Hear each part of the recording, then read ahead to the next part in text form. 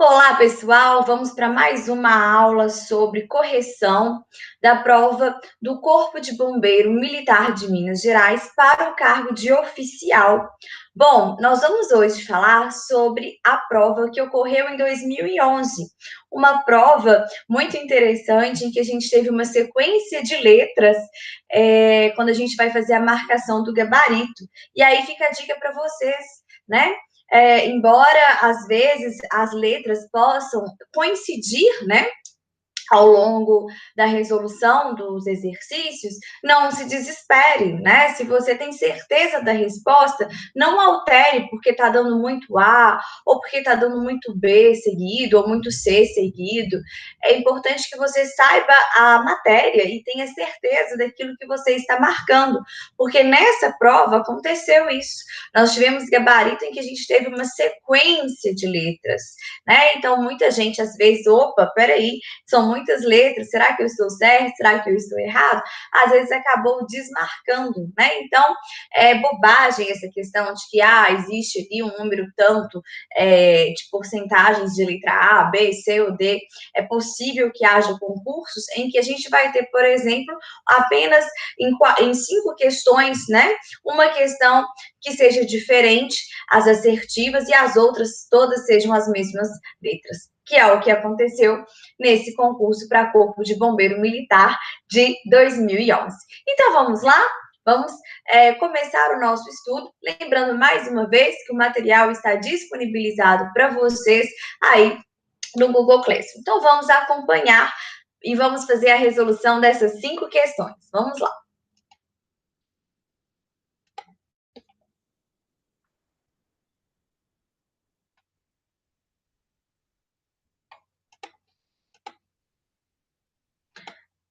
Bom, direitos humanos, questão 26. Nos termos da DUDH vai exigir de vocês saberem essa sigla, que é a Declaração Universal de Direitos Humanos de 1948, que vai ser o documento internacional que vai inaugurar essa proteção dos direitos humanos em nível global, em que vai haver uma comunidade internacional de proteção efetiva a esses direitos, né? A gente tem aqui a inauguração do chamado Sistema Global, como também conhecido como Sistema Onusiano, né? Ele vem muito em razão das atrocidades que ocorreram, né? Ali nas duas grandes guerras, né? A Primeira Guerra em 1914 a 1918 e a Segunda Grande Guerra de 1938 a 1945, né?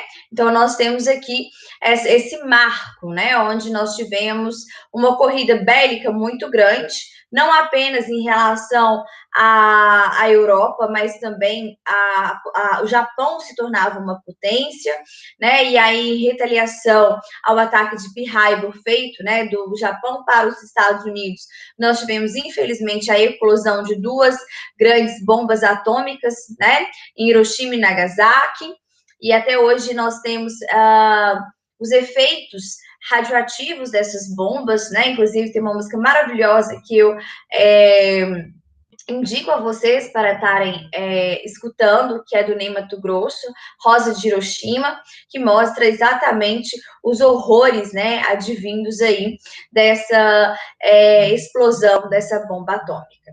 Como também o crescimento, né, de governos autoritários, regimes totalitários, o próprio fascismo, o nazismo. Então, uma forma de buscar controlar não só a questão da corrida armamentista, como também de controlar esses governos totalitários, fascistas, nazistas, buscou, né, esse resgate de que nenhum ser humano pode ser meio para a obtenção de um fim maior, ainda que seja para o fim do Estado, né? Infelizmente, nós tivemos aí várias experiências, né, realizadas com judeus nos campos de concentração em busca aí, entre aspas, da chamada raça pura, né? Em nome disso, nós tivemos várias atrocidades, né? Importante lembrar que esse período de perseguição do ser humano não foi apenas em relação aos judeus, apesar que houve aí, né, de forma maciça e significante, mas também nós tivemos, né, de pessoas que não se encaixam na moldura heteronormativa, a caça às pessoas homoafetivas, a caça às pessoas ciganas. Então, a gente teve um período muito de desprezo à condição da pessoa humana e a necessidade de tratar, né, todos os humanos como pessoas, né? E aí isso vem muito forte com o DH, que o ser humano em qualquer lugar, a qualquer tempo, ele deve ser reconhecido perante a lei como pessoa. Então, vamos lá.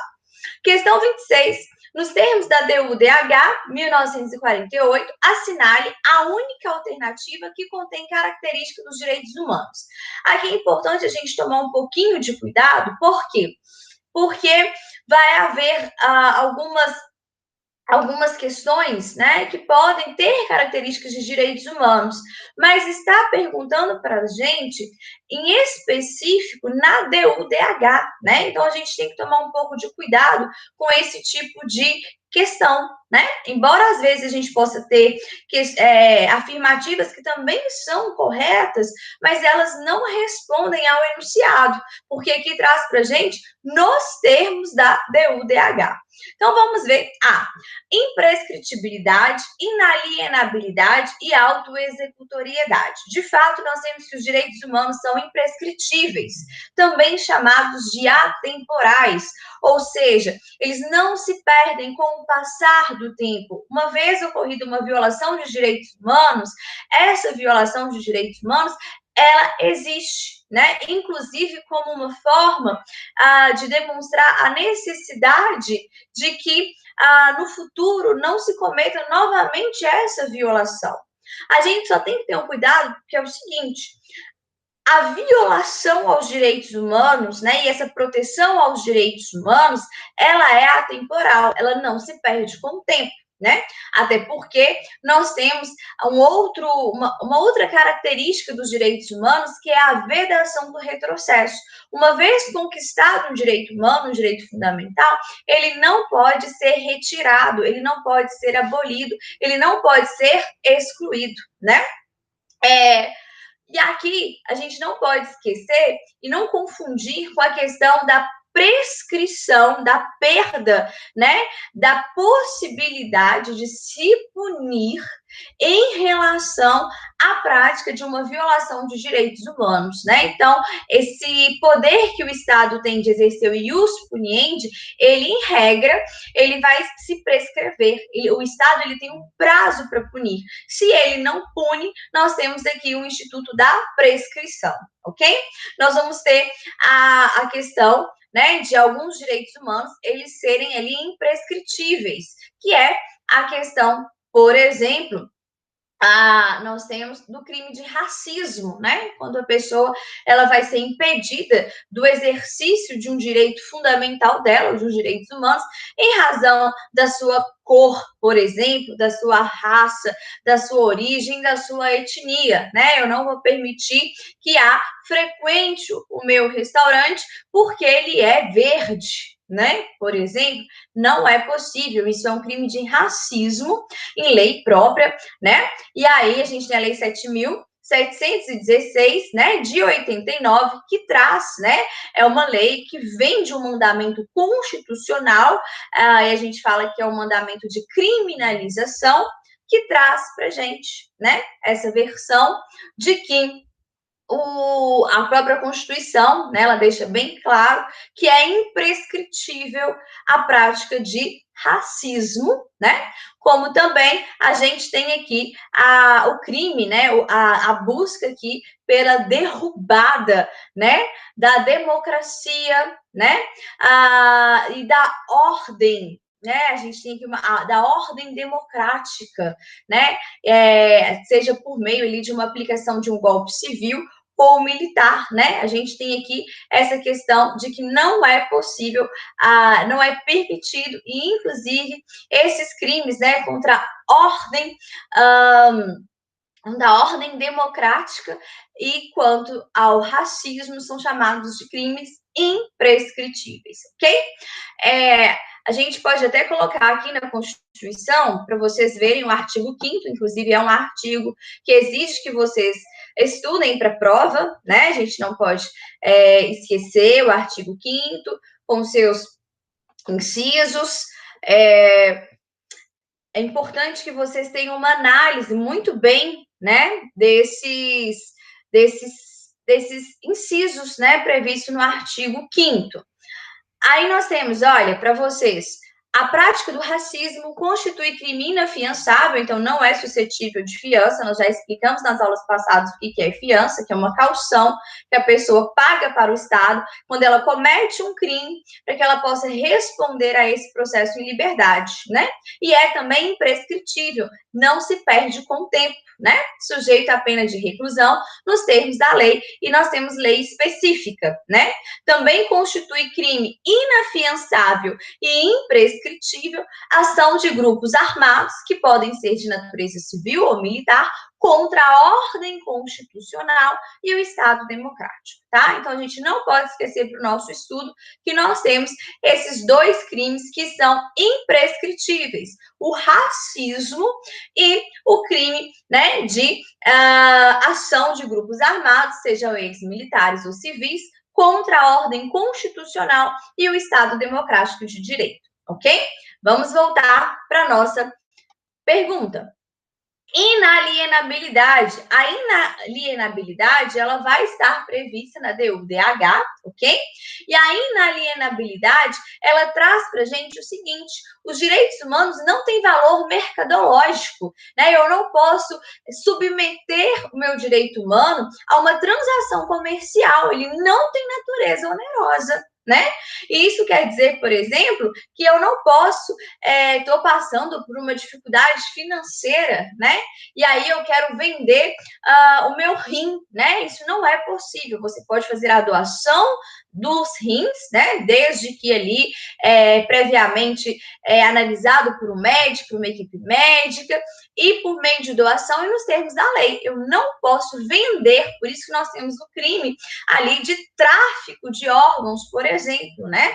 Eu não posso, por exemplo, vender o meu filho para outrem, né? Eu posso submeter o meu filho, né, à adoção, porque a gente tem esse princípio da inalienabilidade.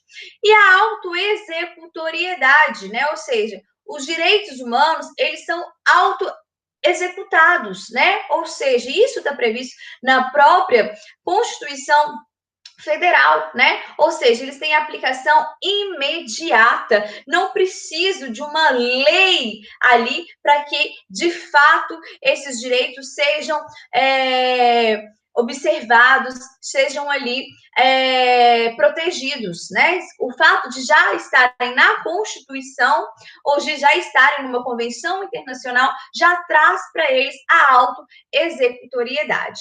E aí a gente tem aqui, quando a gente já sabe a diferença dos direitos humanos para os direitos fundamentais.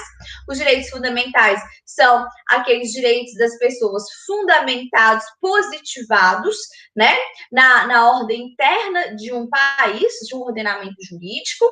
E aqui nós vamos perceber o seguinte, veja, olha que interessante. As normas definidoras dos direitos e garantias fundamentais têm aplicação imediata. É o artigo 5º, no seu parágrafo 1º, ok? Então, não podemos esquecer disso para o nosso estudo. Agora, não é essa a que deveria ser marcada, apesar de conter características dos direitos humanos. Vamos ver a letra B. A irrenunciabilidade. Realmente, os direitos humanos são irrenunciáveis. E aí a gente teve uma discussão, inclusive, né? Na França, existia uma prática de lançamento de anões em festas, né? Em boates, chegava por determinada hora da noite, esses anões, eles eram lançados, né? Para que pudessem fazer ali a diversão das pessoas que estavam ali se divertindo na boate. Ainda que esses anões estivessem com roupa de proteção, a França, através do seu conselho administrativo, traz ali a proibição dessa prática, porque isso violaria a dignidade da pessoa humana. E aí, um dos anões, né, que praticava esse trabalho, ele vai até a ONU, né, requerendo ali a inversão, né, a retirada dessa proibição, dizendo que ele aceitava de bom grado essa prática, que inclusive fazia parte da sua subsistência. A ONU ainda assim manteve a vedação, porque ela traz, né, que isso constitui uma violação da dignidade humana, e os direitos humanos, eles são irrenunciáveis, né? Eu não posso renunciar à minha dignidade humana, ainda que eu fale, né, não, estou consentindo, estou permitindo. Isso não é possível para análise dos direitos humanos, né? Esse seu consentimento, ele não é válido, ele vai ser nulo, ok? A inviolabilidade também é uma característica dos direitos humanos, né? Os direitos humanos, eles são invioláveis, né? Se houver uma violação dos direitos humanos, é necessário a aplicação da lei, né, para punir aquele que a violou. E faculdade, aqui que está o erro, né? Os direitos humanos, eles não são facultativos, eles são obrigatórios, né? Porque eles fazem parte ali do próprio conceito de dignidade da pessoa humana. Então, eu não posso facultar o gozo dos direitos humanos. C. Universalidade está previsto na DU/DH escancarado, né? Uma das maiores preocupações. Não importa se você está no Brasil, se você está no Nepal, se você está lá em Singapura, não importa. Você, por pertencer à família humana, por ser, né, ali da família humana, por ser um ser humano, você é dotado de dignidade, você é dotado de razão e, portanto, você deve ser considerado como pessoa em qualquer lugar. Aqui nós temos uma máxima, um macete que você pode levar para a sua prova. Para ter direitos humanos, basta ser, né? Para ter, basta ser, né? A efetividade, sim, era uma preocupação muito grande na DU/DH, né, que de fato as Nações Unidas, né, os estados ali se unissem numa cooperação, né, tanto internacional quanto no âmbito interno, de efetivar os direitos humanos, para não ser letra morta, né, para não ser apenas ali uma boa intenção, e que de fato houvesse políticas públicas, programas públicos que viabilizassem essa efetividade. E a interdependência, né? Os direitos humanos, eles são interdependentes, interrelacionais. O que isso quer dizer? Que eles coexistem numa boa, né? Os direitos humanos que são ali reconhecidos, eles vão coexistirem, e mais, há uma proteção, né? Que vai agregar, que vai somar tanto essa proteção do âmbito internacional, quanto essa proteção do âmbito nacional, né? Do âmbito aí dos direitos fundamentais. Então, os direitos fundamentais e os direitos humanos, eles coexistem, eles são ali interrelacionais, eles são interdependentes.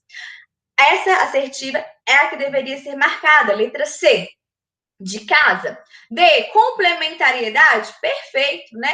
Violabilidade, não, né, gente? Os direitos humanos são invioláveis. E decadência, não. A gente viu, inclusive, que os direitos humanos, eles não se perdem, né? E aqui eu vou trazer para vocês uma análise da DU/DH, que eu também recomendo que vocês façam a leitura, vocês conseguem ter acesso. São ali 30 artigos que vão lhes ajudar, né? E com certeza uma questão na prova de vocês sobre DU/DH vai cair. Então, olha aí a Declaração Universal dos Direitos Humanos, o preâmbulo, né? O preâmbulo é ali a introdução, né? Nós temos uma justificativa, a motivação da existência dessa lei. E aí nós temos, e aqui é importante, nesse primeiro momento, a Declaração Universal dos Direitos Humanos, ela vem com uma resolução, né? É a resolução 217A3, da Assembleia Geral da ONU. O que isso quer dizer? Num primeiro momento, ela não tem força vinculante, ela não tem força obrigatória, ela vem mais como uma carta de boas intenções, ela vem como uma orientação, né? Por isso que alguns autores vai tratar a DUDH como soft law, né? Soft vem de leve, né? Que é diferente ali de uma hard law, né? É diferente de uma hard law, que essa hard law, na verdade, tem força vinculante, que é, por exemplo, o caso da Convenção Americana de Direitos Humanos, né? Essa convenção, ela tem inclusive uma força vinculante, ela obriga os estados que assinou, né, que são signatários, ok?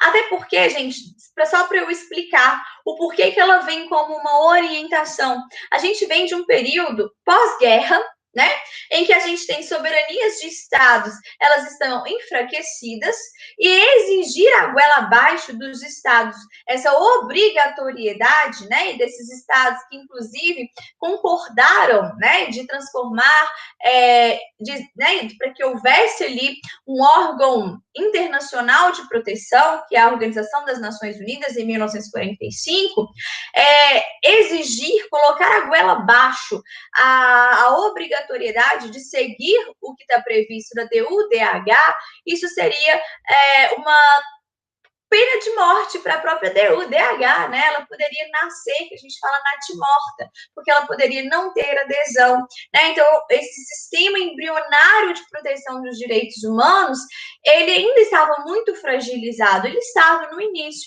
então não poderia haver essa força obrigatória, essa coercitividade bem de início, tá bom? Então, vamos lá. A Declaração Universal dos Direitos Humanos, do preâmbulo, veja como é importante.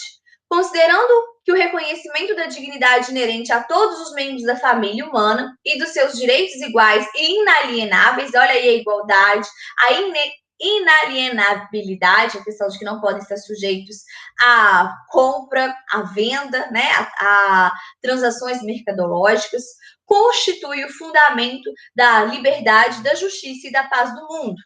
Considerando que o desconhecimento e o desprezo dos direitos do homem conduziram a atos de barbárie que revoltam a consciência da humanidade e que o advento de um mundo em que os seres humanos sejam livres de falar e de crer, libertos do terror e da miséria, foi proclamado como a mais alta inspiração do homem, considerando que é essencial a proteção dos direitos do homem, então olha a essencialidade também, uma característica dos direitos humanos, através de um regime de direito, né, a importância do Estado do Direito para a proteção dos direitos humanos, para que o homem não seja compelido em supremo recurso à revolta contra a tirania e a opressão, considerando que é essencial encorajar o desenvolvimento de relações amistosas, de amizade, de harmonia entre as nações, considerando que na Carta os povos das Nações Unidas proclamam de novo a sua fé nos direitos fundamentais do homem, da dignidade no valor da pessoa humana e na igualdade dos direitos do homem e das mulheres. Olha, gente, é a primeira vez que nós temos um documento internacional que traz a igualdade de gênero, isso é muito importante. E se declaram resolvidos a favorecer o progresso social e a instaurar melhores condições de vida dentro de uma liberdade mais ampla. Considerando que os Estados-membros se comprometeram a promover, em cooperação com a Organização das Nações Unidas, o respeito universal, olha a universalidade, e efetivo, olha a efetividade dos direitos do homem e das liberdades fundamentais, considerando que uma concepção comum destes direitos e de liberdades é da mais alta importância para dar plena satisfação a tal compromisso, a Assembleia Geral proclama a presente Declaração Universal dos Direitos Humanos, com o ideal comum a atingir todos os povos e todas as nações, a fim de que todos os indivíduos e todos os órgãos da sociedade, tendo-a constantemente no espírito, se esforcem pelo ensino e pela educação. Olha a importância da educação e do ensino para a promoção dos direitos humanos, por desenvolver o respeito desses direitos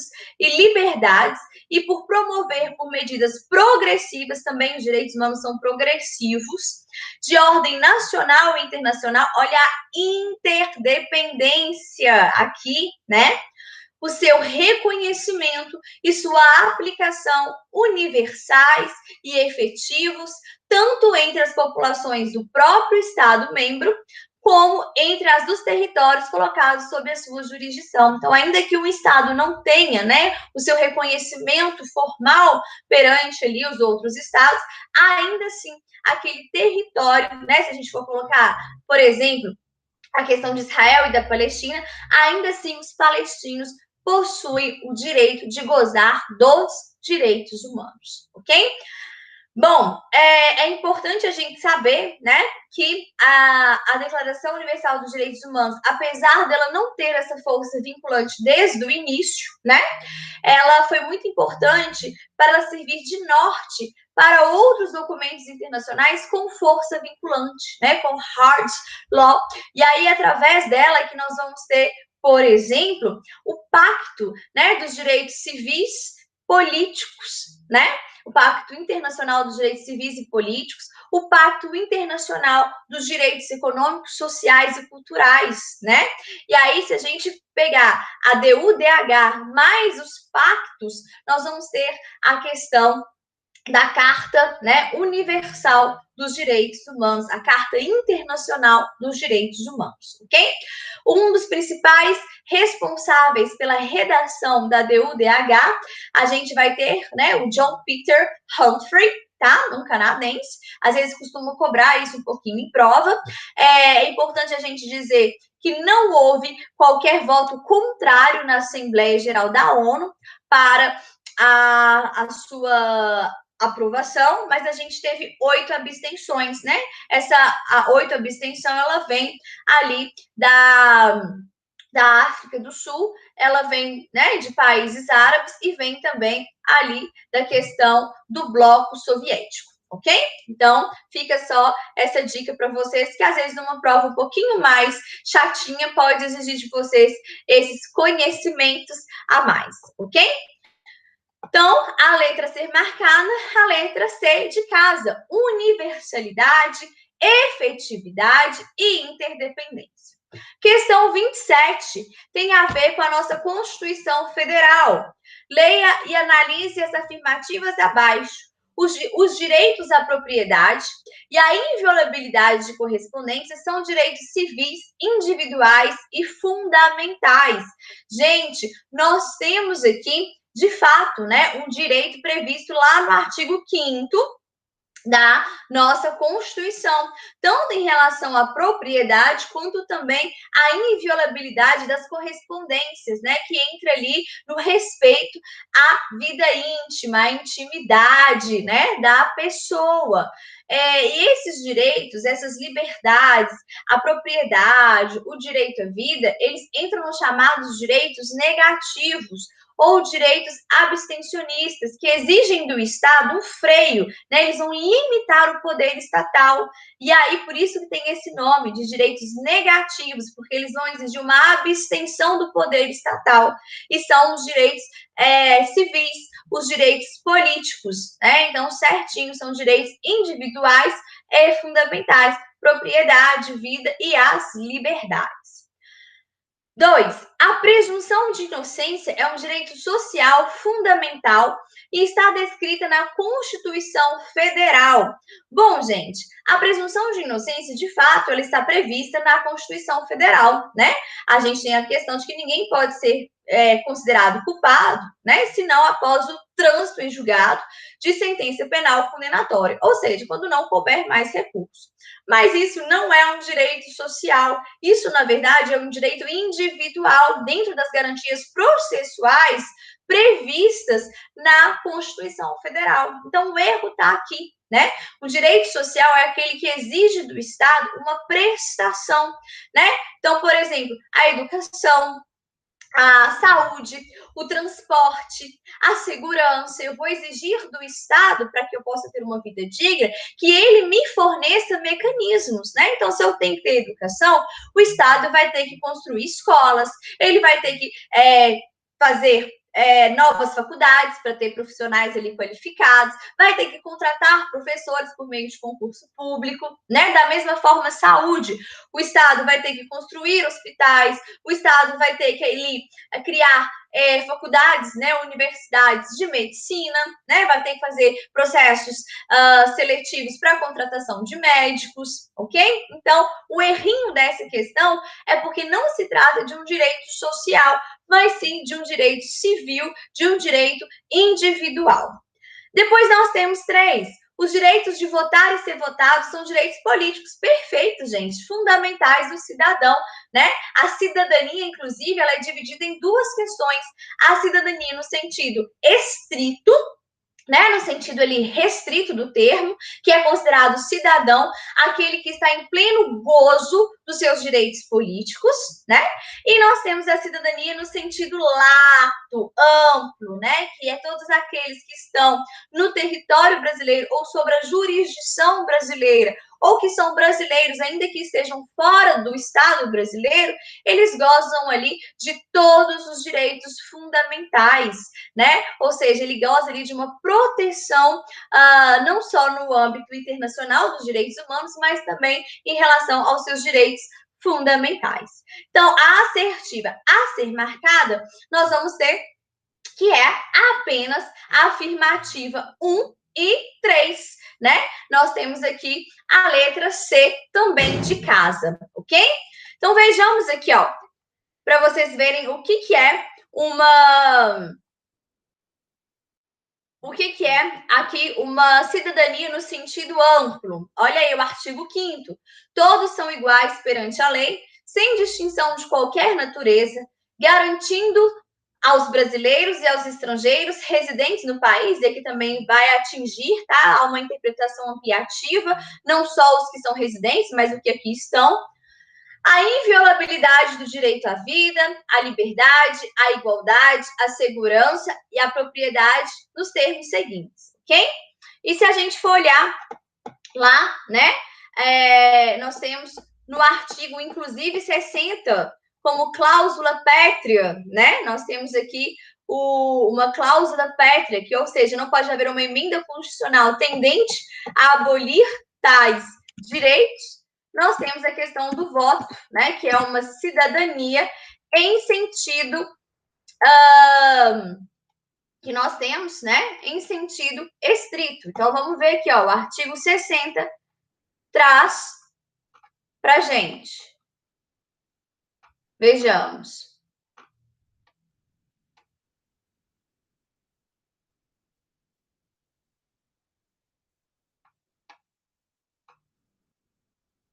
Ó, perfeito.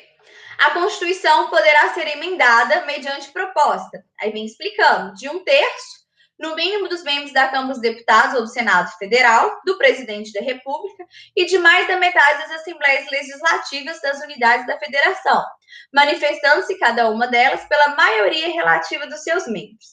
Aí veja o parágrafo 1º. A Constituição não poderá ser emendada na vigência de intervenção federal, de estado de defesa ou estado de sítio, porque a gente está, né, em estado de exceção, fora de um estado de direito democrático, né, no seu sentido amplo.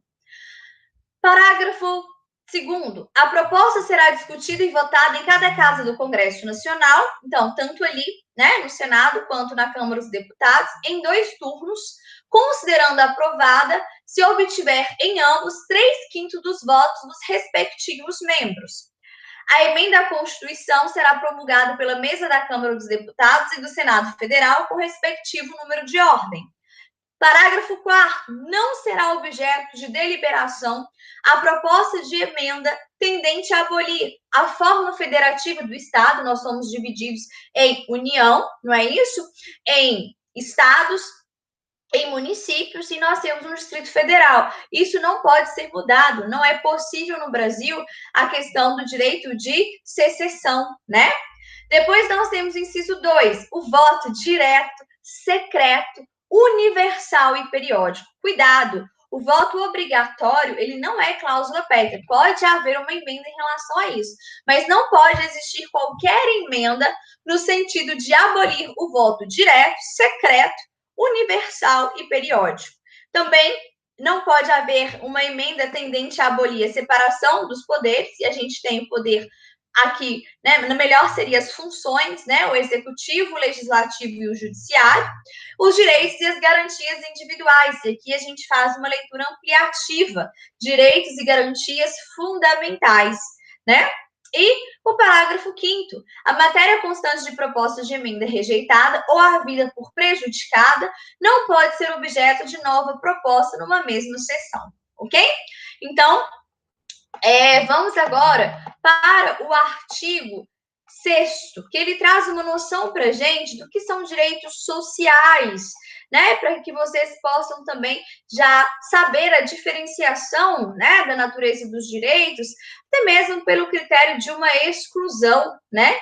Então, vamos olhar aqui para auxiliar o estudo de vocês também. Veja aí, artigo 6º, são os direitos sociais, a educação, a saúde, a alimentação, o trabalho, a moradia, o transporte, o lazer, a segurança, a previdência social, proteção à maternidade e à infância, assistência aos desamparados na forma dessa Constituição. E aqui, só para a gente fazer um gancho, se a gente olhar no próprio Estatuto do Idoso, vai trazer para a gente o seguinte: o envelhecimento é um direito personalíssimo. Todos nós, né, vamos envelhecer. A proteção desse direito é um direito social, né? Então, cabe ao Estado me garantir mecanismos para que eu possa envelhecer de maneira saudável, ok? Isso também já foi questão de uma provinha anterior. Bom, vamos para a questão 28. Leia e analise as afirmativas abaixo. As garantias constitucionais do artigo 5º permite que o indivíduo ou a coletividade ingressem em ação contra o Estado em suas situações de violação dos direitos humanos. Sim, gente, é o chamado ali remédios constitucionais ou ação constitucional, né? Quando nós fizemos a nossa primeira análise da primeira prova, nós falamos inclusive do mandado de injunção, a gente só falou um pouquinho sobre habeas corpus, falamos um pouquinho sobre mandado de segurança, sobre habeas data e sobre a ação popular, né? Então, de fato, sim, ela traz essas garantias que são instrumentos para a efetivação dos direitos fundamentais. Então, perfeito, temos aqui.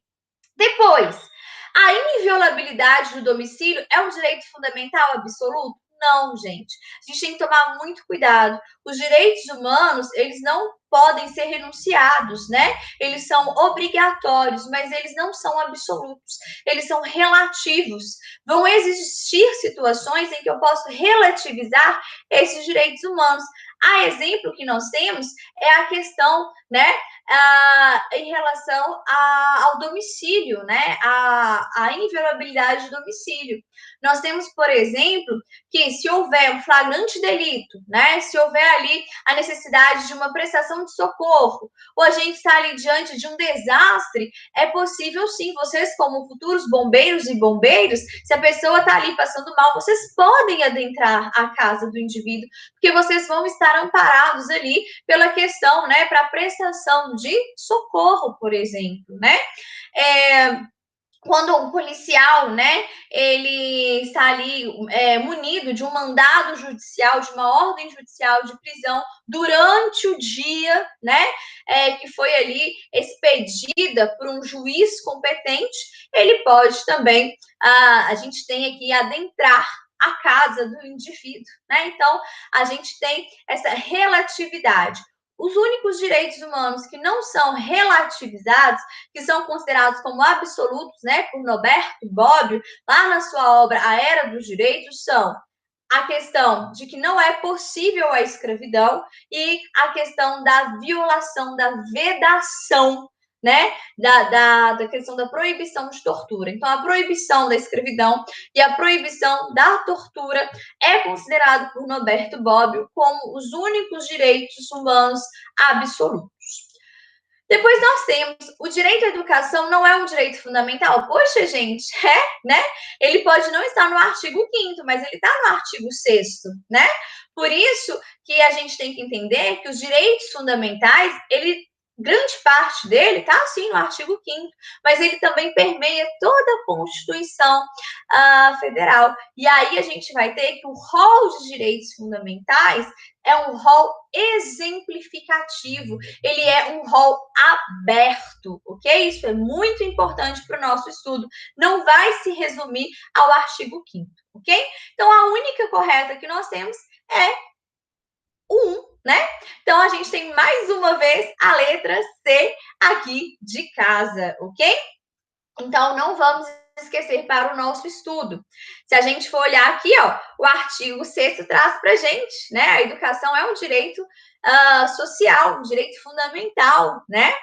Aqui nós temos, ó, as ações constitucionais que traz para a gente a questão do habeas corpus, sempre que alguém sofrer ou achar ameaçado de sofrer violência, coação em sua liberdade de locomoção, por ilegalidade ou abuso de poder, o mandado de segurança para proteger um direito líquido e certo, não amparado por habeas corpus ou habeas datas, quando o responsável pela ilegalidade ou abuso de poder for autoridade pública ou agente de pessoa jurídica no exercício das atribuições do poder público, né?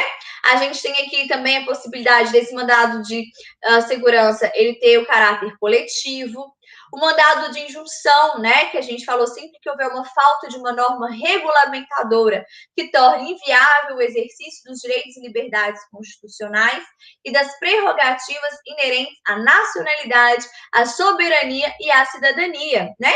E o habeas datas, quando eu quero saber dados que estão, né, nos bancos de dados públicos sobre a minha pessoa, se eu quero saber quais são os dados, ou se eu quero corrigir, se eu quero ali retificar, eu vou utilizar o habeas data para assegurar o conhecimento de informações relativas à pessoa do impetrante, constantes de registros ou bancos de dados de entidades governamentais ou de caráter público, como também para retificação de dados que não se prefira fazê-lo por processo sigiloso, judicial ou administrativo. E a ação popular. Qualquer cidadão é parte legítima para propor ação popular que vise anular um ato lesivo ao patrimônio público, ao erário público, ou de entidade em que o Estado participe, para anular ato contra a moralidade administrativa, ao meio ambiente, ao patrimônio histórico-cultural, ficando o autor, salvo comprovada má-fé, isento ali de custas judiciais e ônus de sucumbência, né? Então, aqui a gente tem uma proteção dos chamados direitos, né? Principalmente aqui nessa ação popular, dos direitos de terceira dimensão, né? A gente tem aqui os direitos da fraternidade, ok? Vamos analisar, né? Lembrando também, só para a gente complementar, o habeas corpus e o habeas datas, eles são gratuitos, né? Não tem ali a necessidade de custas judiciais e ônus de sucumbência, né? Inclusive, o habeas corpus, ele é o menos formal possível, né? Ele pode ser escrito, inclusive, num papel de pão, né? E a própria pessoa, o próprio paciente, o próprio lesado que está correndo risco à sua liberdade de locomoção, pode redigi-lo, né? Não é necessário ali a presença de um advogado, ok? Então, fica aí essa dica. E aqui, em relação ao direito, né, à casa como um asilo inviolável, né? Mas a gente tem a questão que nós não podemos esquecer da relatividade. Em algumas situações vai ser permitido, né? E aqui a gente vai também observar, né, para o nosso estudo, para que não haja dúvida. Então, vejamos aqui, ó. A questão que nós vimos, são invioláveis a intimidade, a vida privada, a honra, a imagem das pessoas, assegurado o direito à indenização pelo dano material ou moral decorrente de sua violação. E aqui, a casa é asilo inviolável do indivíduo, ninguém podendo penetrar sem seu consentimento, né, do morador, salvo em flagrante delito, está ocorrendo ali o crime, acabou de ocorrer o crime, a pessoa, ela pega com instrumentos do crime logo após a sua prática, ou então ela está em perseguição, né? Ou desastre, ou para prestar socorro, ou durante o dia, por determinação judicial, né? É possível, desde que seja ali munido o oficial de justiça de um mandado judicial de um juiz que seja, obviamente, competente. Bom, vamos agora para a questão 29. Leia e analise as afirmativas abaixo. A segurança pública é um direito fundamental do cidadão e da sociedade. Perfeito, né, gente? Entra aí na questão da segurança, do direito fundamental à segurança. Não só o indivíduo visto na sua esfera individual, como também membro de uma sociedade, de uma comunidade. 2, nós temos aí o corpo de bombeiro não é responsável pela segurança pública, mas pela defesa civil. Cuidado, o corpo de bombeiro militar faz parte, sim, da segurança pública. Nós vamos ver. Depois, 3. Apenas são responsáveis pela segurança pública os órgãos descritos no artigo 144 da Constituição Federal, não só no artigo 144, como também no artigo 142, que são os membros que compõem as Forças Armadas, né? E nos parágrafos também do artigo 144, como, por exemplo, a Guarda Municipal, também compõe a daqueles que são responsáveis pela segurança pública. Então, vejamos, vamos lá no artigo 144, que também vai cair na prova de vocês, 144 e 142 também. Vamos no 142 primeiro. Vejamos. As Forças Armadas, constituídas pela Marinha, pelo Exército e pela Aeronáutica, são instituições nacionais permanentes e regulares, organizadas com base na hierarquia e na disciplina, sob a autoridade suprema do Presidente da República, e destinam-se à defesa da pátria, à garantia dos poderes constitucionais e, por iniciativa de qualquer destes, da lei e da ordem. Bom, depois nós temos o artigo 144. A segurança pública, dever do Estado, é um dever do Estado, direito e responsabilidade de todos. Veja, né? É exercida para a preservação da ordem pública, da incolumidade das pessoas, que as pessoas não possam sofrer aí um risco de morte, que as pessoas não podem ter a violação à sua integridade física e psíquica, né? E do patrimônio também, através dos seguintes órgãos, veja, Polícia Federal, Polícia Rodoviária Federal, Polícia Ferroviária Federal, Polícia Civis, polícias militares e corpo de bombeiros militar. Então, faz parte da segurança pública. Polícias penais, federal, estadual e distrital. 2019, alteração, viu, gente? Emenda constitucional. O antigo agente penitenciário, hoje a gente fala do policial penal, que pode ser federal, estadual ou distrital, né? E nós temos aqui também a possibilidade dos municípios constituírem a sua guarda municipal. Os municípios poderão constituir guardas municipais destinadas à proteção dos seus bens, serviços e instalações conforme dispuser a lei, como também a segurança viária, parágrafo 10, exercida para a preservação da ordem pública, da incolumidade das pessoas e do seu patrimônio nas vias públicas, ok? Então, fica aí para vocês análise desse estudo. Então, a letra também a ser marcada, também mais uma vez, olha aí, gente, a letra C. Última questão, questão 30. 2 bombeiros, durante uma ocorrência, foram desrespeitados por uma parte envolvida, que tinha apenas 17 anos. Então, uma pessoa menor, né, aí de idade, um adolescente. Um dos bombeiros, perdendo o juízo, agrediu e segregou o adolescente nos fundos do quartel e o manteve recluso por 4 horas no escuro absoluto, sob guarda do colega. Antes de libertar o adolescente, novamente o agrediu e o ameaçou de morte, caso contasse o caso a alguém. Baseando-se no contexto acima, marque a opção correta. A. O bombeiro responsável pela agressão responderá pelo crime de tortura tipificado no Estatuto da Criança e do Adolescente? Gente, existia sim a modalidade da tortura prevista no ECA, mas a lei 9.455, ela é uma lei especial, tá? Então, na verdade, a gente aplica a lei de tortura e não o ECA. Bem, Os 2 bombeiros responderão, mas apenas um deles pelo crime específico, por ter agredido o adolescente e o outro pela prevaricação. Aqui a gente está falando de um crime de tortura, né? E esse crime de tortura, ele vai ser praticado tanto por um quanto por outro, né? O outro, ele pratica na modalidade de omissão, né? A tortura por omissão. C. Os 2 bombeiros responderão pela tortura, nos termos do Estatuto da Criança e do Adolescente? Não, nos termos da Lei de Tortura, a Lei 9.455. Mas o agressor terá a pena mais grave? Pode ser, né? E D. Os 2 bombeiros serão responsabilizados pela tortura? Perfeito. De acordo com seus atos, nos termos da Lei de Tortura, independentemente de quem tenha agredido o adolescente, né? Então, a gente tem aqui, mais uma vez, a aplicação da lei de tortura, né? Aqui nós temos, por exemplo, nessa modalidade, nós podemos pegar aqui, ó, a questão, né? Olha, submeter alguém sob sua guarda, poder ou autoridade, com emprego de violência ou grave ameaça, né? A intenso sofrimento físico e mental, ele ficou no escuro, né, por mais de 4 horas, além de ter recebido porrada, né, como forma de aplicar castigo pessoal, né? Então, a gente tem aqui uma pena de reclusão de 2 a 8 anos.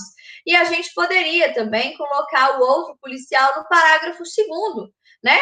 Aquele que se omite em face dessas condutas quando tinha o dever e o poder de evitá-las ou apurá-las, incorre na pena de detenção de 1 a 4 anos, ok? E aqui falando que não se aplica, antes a gente tinha essa modalidade de tortura no ECA, mas a lei de tortura ela revoga, né? Então revoga, ela retira o artigo 233 do ECA, né? Então a gente, quando houver um caso de tortura em relação ao adolescente, não tem nada de ECA, a gente vai aplicar a lei 9.455 de 7 de abril de 1997. Então, a assertiva a ser marcada é a letra D de dado, ok? Bom, ficamos por aqui, né? A gente faz a análise dessa prova, lembrando mais uma vez, né?